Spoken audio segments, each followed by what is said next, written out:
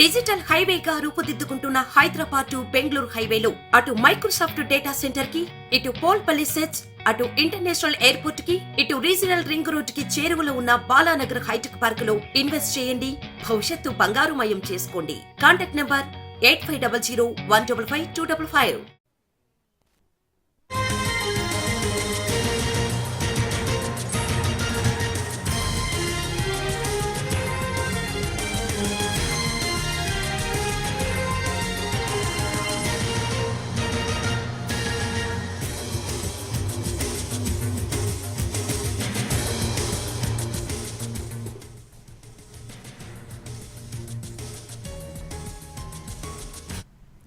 మరోసారి తన మార్క్ రాజకీయానికి తెరలేపారు బీహార్ ముఖ్యమంత్రి నితీష్ కుమార్. మళ్లీ యూటర్న్ తీసుకుని బీహార్ పాలిటిక్స్ కు కొత్త అర్థం చెప్పారు. ఏ పార్టీ ఎక్కువ సీట్లు సాధించినా ముఖ్యమంత్రి సీటు మాత్రం చేజారకుండా సరికొత్త వ్యూహాలతో అధికారాన్ని చేజిక్కించుకుంటున్నారు. 2005 నుంచి ఇప్పటి వరకు ఆయనే సీఎంగా కొనసాగుతున్నారు. 2014 మే 20న నుంచి 2015 ఫిబ్రవరి వరకు జితిన్ రామ్ మంఝీ ముఖ్యమంత్రిగా పనిచేశారు. ఆయన ఏడాది కాలం కూడా లేరు. సీఎం మంఝీ అయినప్పటికీ చక్రం మాత్రం నితీష్ కుమార్ తిప్పారు. ప్రభుత్వాన్ని నడిపించారు. మహాగఠబంధన్ కు గుడ్ బై చెప్పేసి బీజేపీతో కలిసి ప్రభుత్వాన్ని ఏర్పాటు చేసేందుకు రెడీ అవుతూ ఉన్నారు. ఈ నేపథ్యంలోనే ఆయన రాహుల్ గాంధీ చేపట్టిన భారత్ జోడో న్యాయ యాత్రకు దూరంగా ఉన్నారు. అదే సమయంలో నితీష్ కుమార్ బీజేపీ నేతలతో కలిసి ఢిల్లీకి వెళ్లారు. ముఖ్యమంత్రిగా నితీష్ కుమార్ కొనసాగనుండగా డిప్యూటీ సీఎంగా సుశీల్ కుమార్ మోడీ బాధ్యతలు చేపట్టే ఛాన్స్ ఉంది. బీజేపీ నేతలతో నితీష్ కుమార్ చర్చలు జరుపుతూ ఉన్నారు.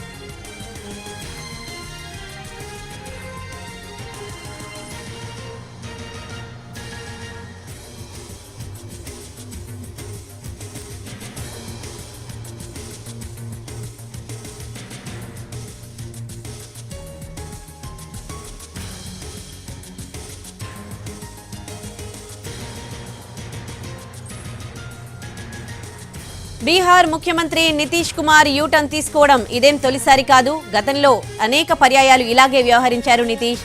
మత ఘర్షణలను నిరసిస్తూ 2013లో ఎన్డీఏ నుంచి బయటకొచ్చారు. సంఘ్ ముక్త్ భారత్ అంటూ నినదించిన నితీష్ కుమార్ బీజేపీతో కలిసి పనిచేసేది లేదని ప్రకటించారు. ఇక ఇదే అంశానికి సంబంధించి పూర్తి డీటెయిల్స్ ఢిల్లీ నుంచి మా ప్రతినిధి రాజు లైవ్ లో అందిస్తారు. రాజు, బీహార్ లో నెలకొన్న ఈ పాలిటిక్స్ ని ఏ విధంగా చూడాలి? ఇప్పుడు ఇండియా కూటమి నుంచి నితీష్ కంప్లీట్ గా బయటకు వచ్చేసినట్లేనా? బీజేపీతో కలిసి ముందుకెళ్తున్నట్లే అనుకోవచ్చా?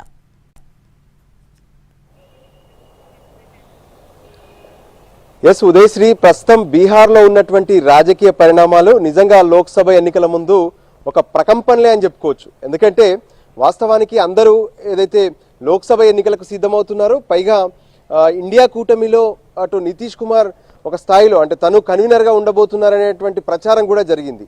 కానీ ఇప్పుడు జరుగుతున్నటువంటి రాజకీయాలను చూస్తుంటే మాత్రం ఖచ్చితంగా నితీష్ కుమార్ ఆర్జేడీతో కాంగ్రెస్తో తెగదెంపులు తెంపుకొని బీజేపీతో కలిసి మరోసారి ప్రభుత్వాన్ని ఏర్పాటు చేసే అవకాశాలు కనిపిస్తున్నాయి. వాస్తవానికి గతంలో అంటే బీహార్లో ఈసారి ప్రభుత్వం ఏర్పాటు చేసేటటువంటి సమయంలో నితీష్ కుమార్ బీజేపీతో ఉన్నారు. తను ముఖ్యమంత్రిగా ఉంటూ బీజేపీ వాళ్ళను కలిసి తను ప్రభుత్వాన్ని ఏర్పాటు చేశారు. ఆ తర్వాత బీజేపీతో తెగదెంపులు చేసుకొని ఆర్జేడీ కాంగ్రెస్తో కలిసి మరో మహాగఠబంధన్ పేరుతో ఒకటయ్యారు. మళ్ళీ ప్రభుత్వాన్ని ఏర్పాటు చేశారు. కానీ ఇప్పుడు జరుగుతున్నటువంటి పరిణామాలు చూస్తుంటే మరోసారి తను ఎన్డీఏలోకి వచ్చే అవకాశాలు కనిపిస్తున్నాయి. దానికోసమే కేంద్ర స్థాయి నుంచి అంటే బీజేపీ పెద్దలు కావచ్చు, ఢిల్లీ మంత్రాంగం కావచ్చు, మరోపక్క తను జరుపుతున్నటువంటి రాజకీయ చర్చలు కూడా అలాగే కనిపిస్తున్నాయి. వాస్తవానికి ఎప్పుడైతే కర్పూరి ఠాకూర్కు భారతరత్న ఇచ్చినటువంటి సమయంలో నితీష్ కుమార్ చేసినటువంటి వ్యాఖ్యలను లాలూ ప్రసాద్ కుమార్తె చేసినటువంటి కామెంట్స్ కొంత గందరగోళానికి రెండు పార్టీల మధ్య విభేదాలకు దారితీశాయి. సో ఈ క్రమంలోనే కొంత ఆర్జేడీ వర్సెస్ జేడీయూ అన్నట్లుగా మారింది. ఆ తర్వాత ఒకరిపై ఒకరు కొంత విశ్వాసాన్ని కోల్పోతున్నటువంటి పరిస్థితి కనిపిస్తుంది.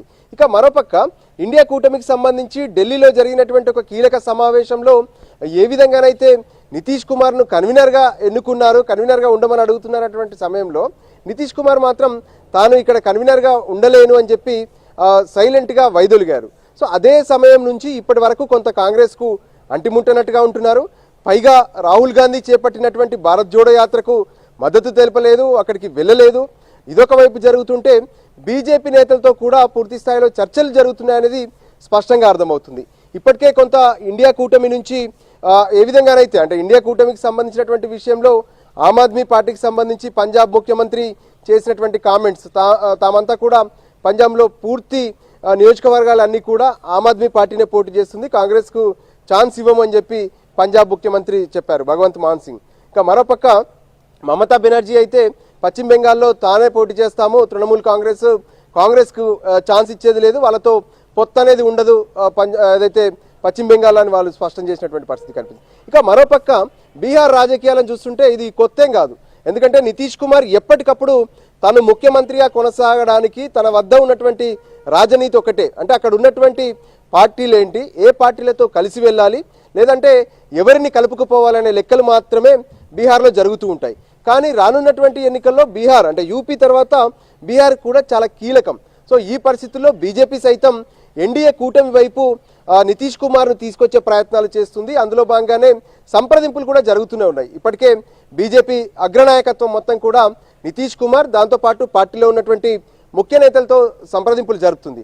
అయితే ప్రస్తుతం ఉన్నటువంటి జేడీయూ, ఆర్జేడీ, మరోవైపు కాంగ్రెస్, ఈ ముగ్గురు కలిసి ఇప్పుడు ప్రభుత్వంలో ఉంటే ఒకవేళ జేడీయూ ఇక్కడి నుంచి తప్పుకుంటే తాము ఎటువంటి వ్యూహంతో ముందుకెళ్లాలనే దాని మీద ఆర్జేడీ, కాంగ్రెస్లు కూడా కొంత వ్యూహరచన చేస్తున్నాయి. ప్రస్తుతానికి ఏదైతే బీహార్ అసెంబ్లీలో ఉన్నటువంటి మొత్తం 243 సీట్లకు గాను జేడీయూ గెలిచింది 45 సీట్లు మాత్రమే. అయినప్పటికీ జేడీయూనే కింగ్ మేకర్ అని చెప్పుకోవచ్చు. ఆర్జేడీ 79 సీట్లు గెలిస్తే బీజేపీ 78 సీట్లు గెలిచింది. ఇక కాంగ్రెస్ 19 సీట్లు మాత్రమే గెలిచింది.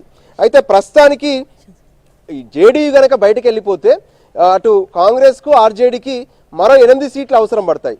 సో ఈ 8 సీట్లను ఎలా సమకూర్చుకోవాలి, మరోవైపు ఏదైతే ఇప్పటికే అక్కడ ఉన్నటువంటి అదర్ పార్టీస్ అంటే కమ్యూనిస్ట్ పార్టీలతో పాటు మరికొంతమంది ఇండిపెండెంట్లు కూడా ఆర్జేడీ కలుపుకపోతే ఏ విధంగా తమ ప్రభుత్వాన్ని కొనసాగించాలనే ఆలోచనతో ఆర్జేడీ ఒకవైపు పన్నాగాలు పన్నుతూనే ఉంది. మరోవైపు జేడీయూ అయితే బీజేపీతో కలిసి వెళ్తే వాళ్ళు ఈజీగా ప్రభుత్వాన్ని ఏర్పాటు చేయొచ్చు. సో ఈ పరిస్థితుల్లో ఎప్పుడు ఏం జరుగుతుంది, బీహార్కు సంబంధించినటువంటి రాష్ట్ర రాజకీయాలకు సంబంధించినటువంటి విషయంలో ఎప్పుడు ఏం జరుగుతుందని చెప్పి తాజాగా రాజకీయ అంశాలలో మాత్రం పెద్ద ఎత్తున అయితే చర్చలు జరుగుతూనే ఉన్నాయి. మరోపక్క నాయకులు ఒకవైపు చెప్తూనే ఉన్నారు, మేమంతా కలిసే ఉన్నాము, ఇప్పుడే మాట్లాడుకున్నాము, లాలూ ప్రసాద్తో నితీష్ కుమార్ కొద్దిసేపటి క్రితమే మాట్లాడారు, ఎక్కడ ఎటువంటి విభేదాలు లేవని చెప్తున్నారు. కానీ ఖచ్చితంగా ఇప్పుడున్నటువంటి ఏదైతే అలయన్స్కు బ్రేక్ పడే అవకాశాలు కనిపిస్తున్నాయి. జేడీయూ బయటకు వచ్చి బీజేపీతో ప్రభుత్వాన్ని ఏర్పాటు చేసే అవకాశాలే ఎక్కువగా కనిపిస్తున్నాయి. Udayasri. Right, thanks for the updates Raju.